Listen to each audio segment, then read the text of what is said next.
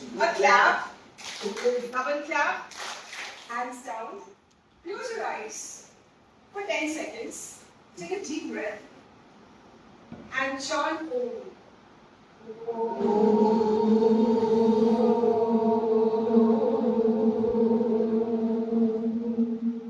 Rub your hands. Make them warm.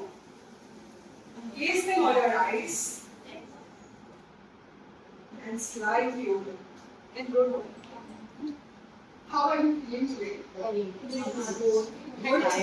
Happy? Now relaxed. Relaxed. How are you feeling, ma'am? Very relaxed. Relaxed. How are you feeling, sir? Still in it.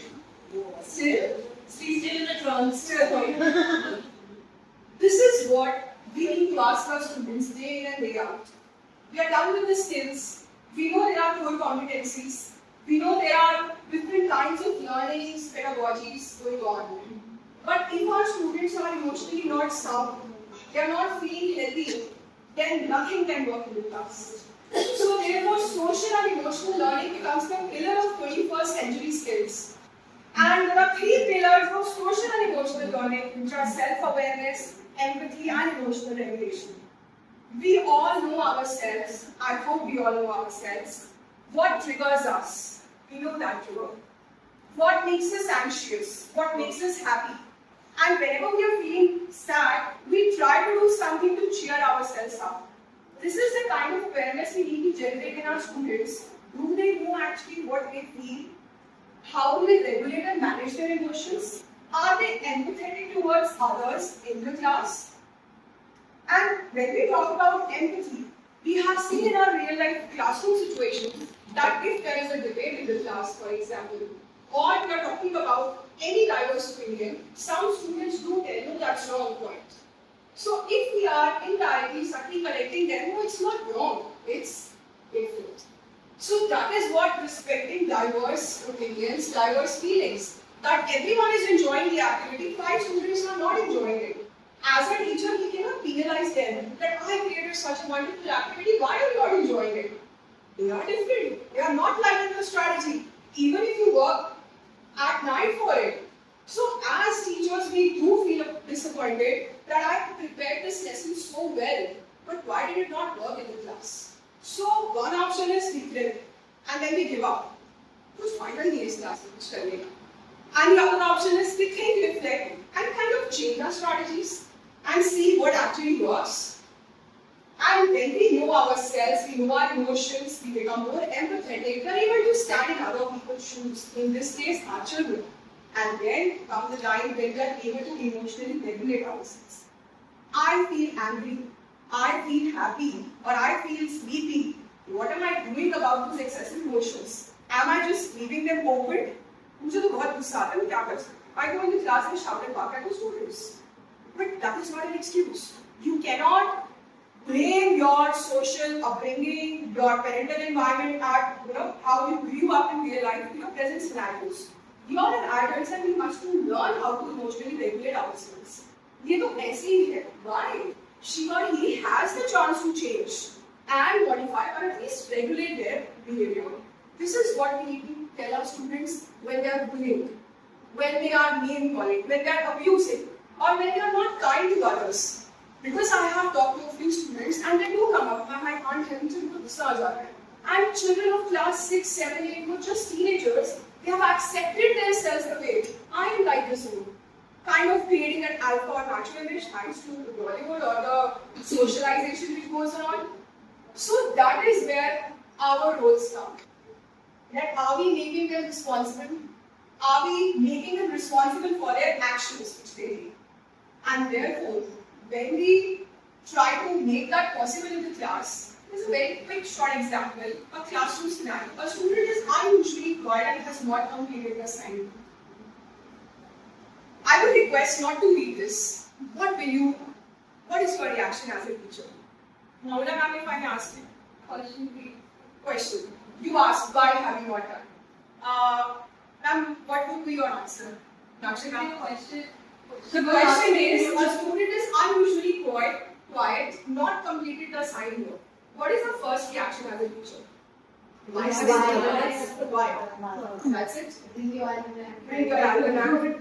Yes. What might the student be feeling? This is actually for us. Before everything okay, absolutely.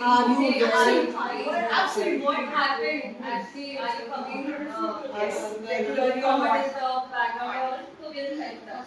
So I feel that while I was going through the slides, I was reading the manual, I actually realized that this is something we need to do to ourselves first before we pass it on to the class, right? So we feel, what might the student be feeling? Is the child worried, sad, overwhelmed, anxious? We think about the reason. Personal issue, maybe difficulty in understanding, as my fellow speakers just talked about it. Is there a clear conflict or a low confidence? Could be the issue. Maybe language barrier could be the issue in English classes. One issue is language barrier. They don't know how to speak 2-3 sentences all together in English, better to shut down. And then the third, how would we react as a teacher? Are we going to listen patiently, send him off, write the almanac note, or are we willing to offer support and encourage the child? Yesterday, one student, even after vacation, did not complete the work. The previous work was also very shabby. I had written multiple remarks. Class 8B student, I would not like to take the name. I called you. Thanks to the slides, because I had read them, so somehow it stayed with me. I would have normally given a remark or asked why you have not done. I delved little deeper. I asked, is everything fine with you? Is that no? Yes. All fine at home? Yes, ma'am. Are you fine health-wise? Any emotional issue? We are so free with the students that we are able to ask, any heartbreak going on? No, ma'am. He came yesterday, smiled. I said, then why does your notebook reflect that you are not doing good in life? So he looked at me. I said, because the notebook tells what are you feeling, how you are living your life. Is this how your personality should be? He was like, no, ma'am, give me Monday's time. I'll just redo whatever I can. I said, take week's time, but I want a better notebook by end of 1 week at least. So I'm expecting something positive. Let's see how it turns out. And the most important part, again, we are the mediators, we are the facilitators, we are the torch bearers of this entire process. So, one takeaway from all this is, we need to listen with empathy, which is very important. We need to create a safe and inclusive classroom. As we had an inclusivity session prior to this, we have learned how special children also feel excluded in the class.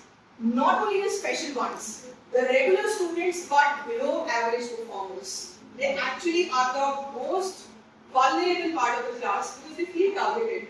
Children don't want to take them into group activities. Ma'am, he doesn't know, she doesn't know anything, they would not perform. They have their preconceived notions. Modeling calm and respectful behavior. Calm, I would say conditions apply because we are dealing with 45 students in the class. So it's not just that I'm preaching over here, but definitely a respectful behavior. We have no right to disrespect students, abuse them, obviously. Our profession doesn't allow us to stoop down that much.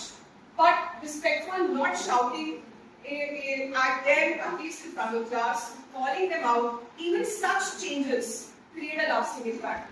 Because the moment you shout at the student in the class, you have taken away the pride and the worth and identity crisis is already started. Encouraging reflection instead of punishment. Again, a beautiful part. Instead of punishing, ask them why.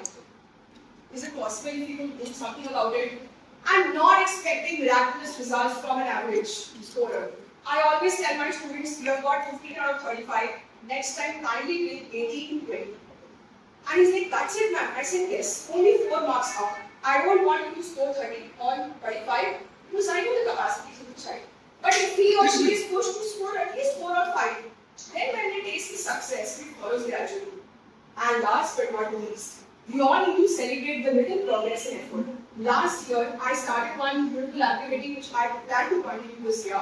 I compare the weekly test 1 and 2 marks and I write on the weekly test 2, good, you have progress or you have shown progress. The score was 20 out of 35, but initially the child had scored 12 out of 35. So for that, the child was very happy, the parents came to me in the PDM and said, ma'am, first time ever has it got very good and good progress. Because every time you have been getting improve yourself, you can do what better, work harder. So for them, 12 to 20 is actually a big deal. Thank you so much for being so kind.